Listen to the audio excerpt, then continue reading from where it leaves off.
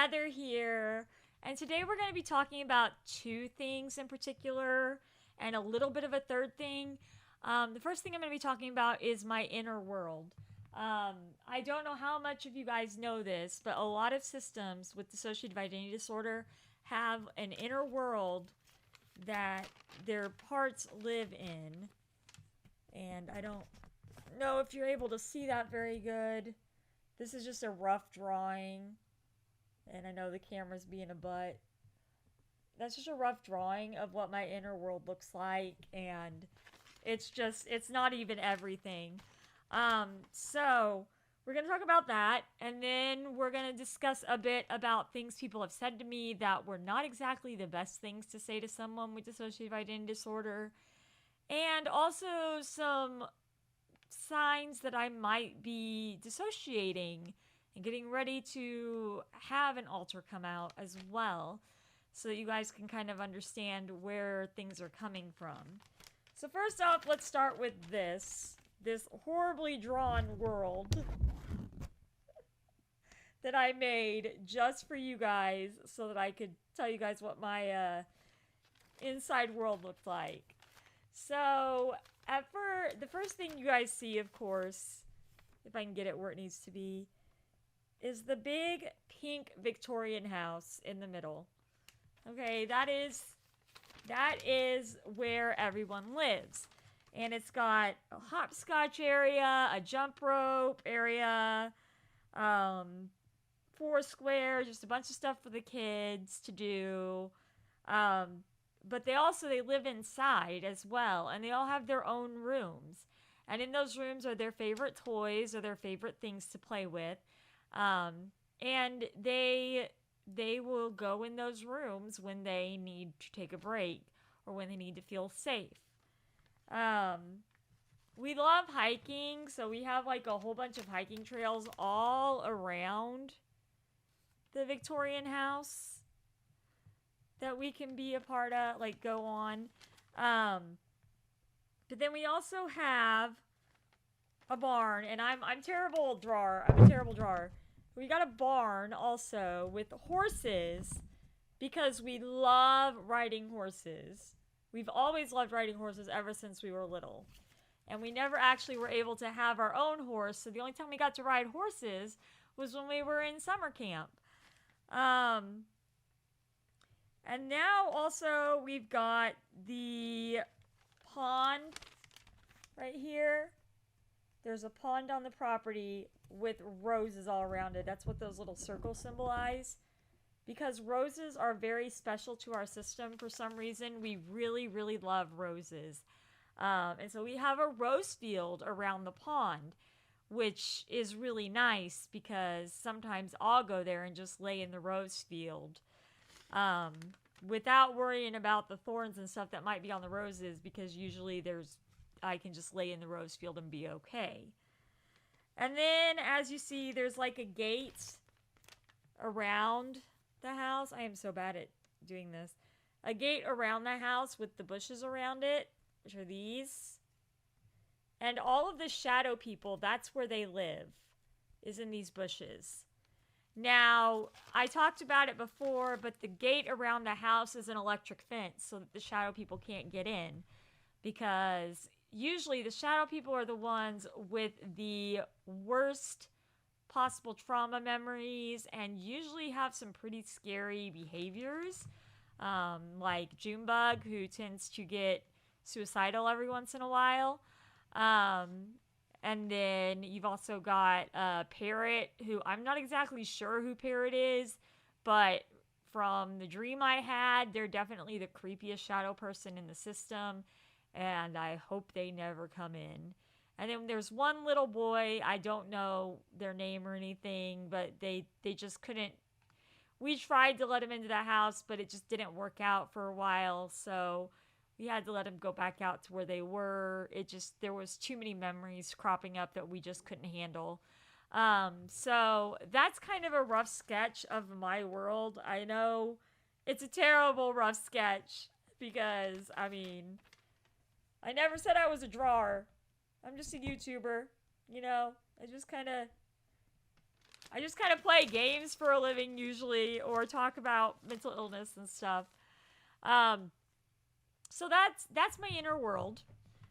You've got the field of roses around a pond that I love to relax in. Tons of hiking trails on the property where you can go in the woods and just find places in the woods you can relax in. A barn with horses. We can ride horses whenever we want. The house, which I know I've already summarized this, but I'll kind of go into more detail. The house is surrounded by the electric fence, not barbed wire fence, electric fence, so that shadow people can't come in, and a gate. And then inside the house is where most of the alters that you see come out a lot are going to be living. And they all have their own rooms with like their favorite stuff and everything. It's just kind of me summarizing what the inner world is. A lot of people with dissociative identity disorder have kind of an inner world like that, where their parts can go when they are not out. And that's been mine for a long time. Secondly, we were going to talk about things you should not say to someone when you find out they have dissociative identity disorder. Now, these are just little mild things that I've had said to me personally, and I'm just like, why would you say that? So, when one of my friends one time found out that I had dissociative identity disorder, one of the first things they said was, I want to see one. I'm like, you what now? I want to see one of the alters. I'm like, no, you don't. It drains me when they come out. And most of them are not going to come out because they don't know you that well.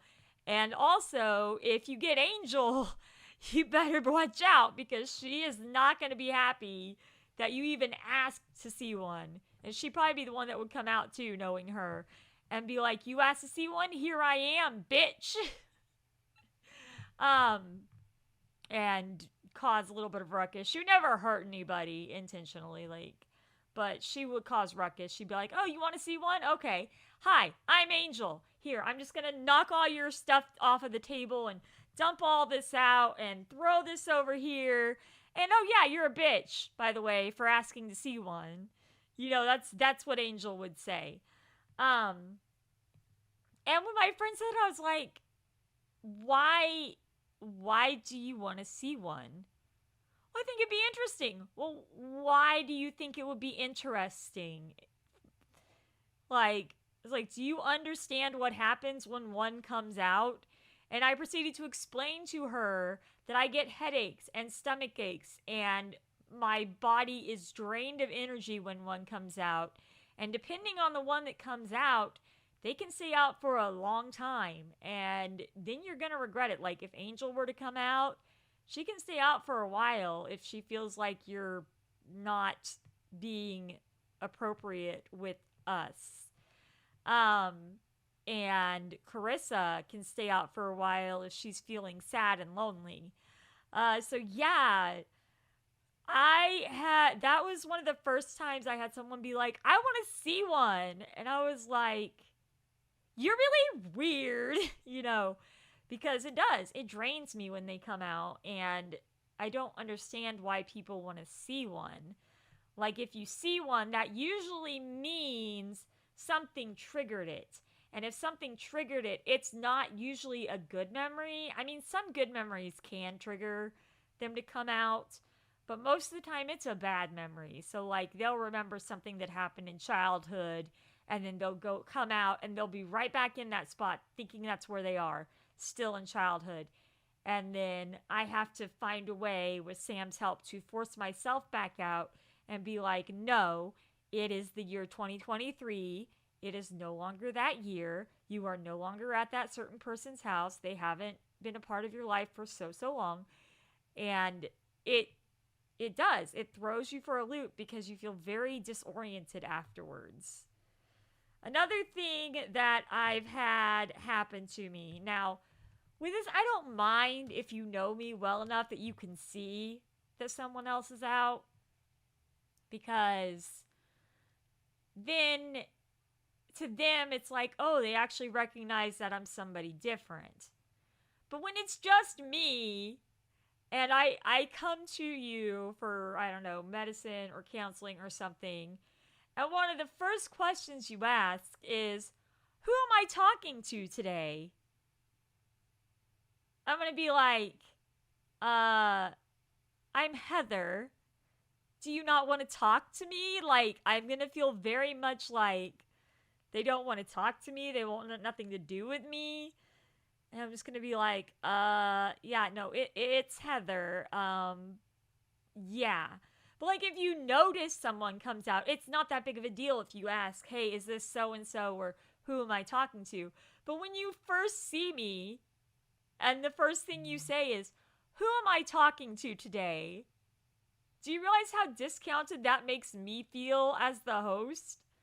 Like it makes me feel like all you care about are my inner people, like my alters. Not me as a person, just my alters. It's just awful. But like if you see an alter come out, usually they feel very grateful when you recognize that they're a different person from who I am, because part of this is trying to make us look as normal as possible with all the stuff we were going through at the time, so that no one would know. And then you've got the other end of the spectrum, which I've talked about before, where people don't believe they're alters. They think they're just thoughts. And I talked about that whenever I was talking about the hospital visit, where the cognitive behavioral therapist was like, these aren't really your alters, they're just your thoughts. And then I remember the whole time in the hospital, Angel was mad as she kind of just stood back and let the revolving door happen. And so we got pictures drawn by Susan and Carissa, and Sam signed his name and everything, because Angel's like, they think we're thoughts, we're gonna prove them wrong. And for some reason, everybody inside was okay with that, I guess. But yeah, and then also some things to note whenever I might be switching, and it's very hard to tell sometimes, but if I'm about to switch, a lot of times maybe I'll lose my train of thought for a minute, or my body will start getting like smaller or whatever because the little's coming out, or I just go super quiet all of a sudden, especially after something triggering happens, and I'm just super quiet and not looking anybody in the eye and kind of just, doing my own thing because I don't want people to know that I've switched. That's the biggest thing with me. Like if I know that I've switched, I keep eye contact to a minimum. You might notice my body shrink or grow. You might notice me start talking a bit more adult-like or more child-like. Usually I can tell because of how I start feeling before I switch. But in the rare cases that I can't, because something happens immediately and then bam, somebody's out, which does not happen very often, but it can happen even sometimes at work. But luckily they know how to handle themselves at work. If one of them are to come out, they know to go back in immediately. Because we don't want people to know. We don't want people to know we have this at work, because if people know we have this at work, then they're going to think we can't work with kids like all the other jobs we've had in the past. At least that's our biggest fear, But usually I'll start noticing that I'm about to dissociate, and there'll be times when, like, I'll grab a fidget. Like, I have that little video game controller fidget. Or I'll grab my video game and just start playing video games. Or I'll find something else to do, like look at my phone and just pretend like I'm not switching. Just look down at my phone a lot more than normal and do things on my phone so that people can't tell. Because the one way you can always tell I'm dissociated is my eyes. Something happens with my eyes. I don't know what exactly happens, but that's how you can tell when I'm dissociating. And so that's why I keep no eye contact whenever I feel like I'm dissociating. or I do whatever I can to do something else whenever I'm dissociating because my eyes give it away. And not only that, but there's also an energy shift, which I don't know if you would notice it much unless you knew me really, really personally or really, really well. But there's also an energy shift. And then there's sometimes when they reach out to people and I don't even realize they reached out to people and I just get super embarrassed by what they said. And, then just pretend like when I notice, I just am like, oh, yeah, this has been another pointless fact from Heather or whatever.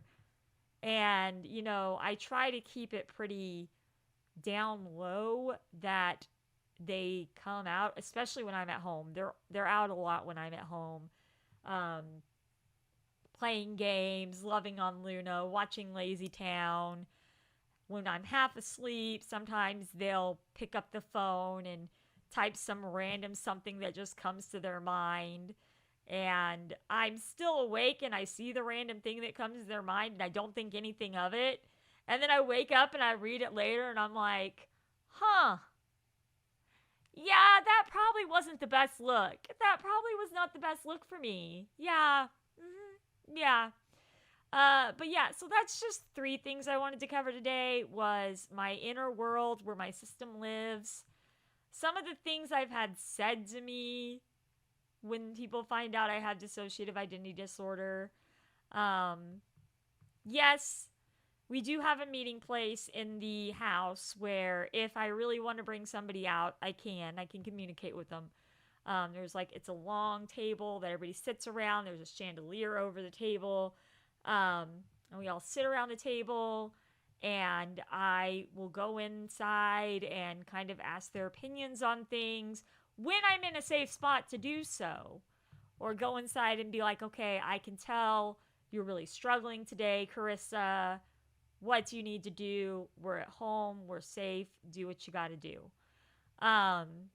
Usually that's what happens with the inner, whenever I'm going inside and bringing someone out.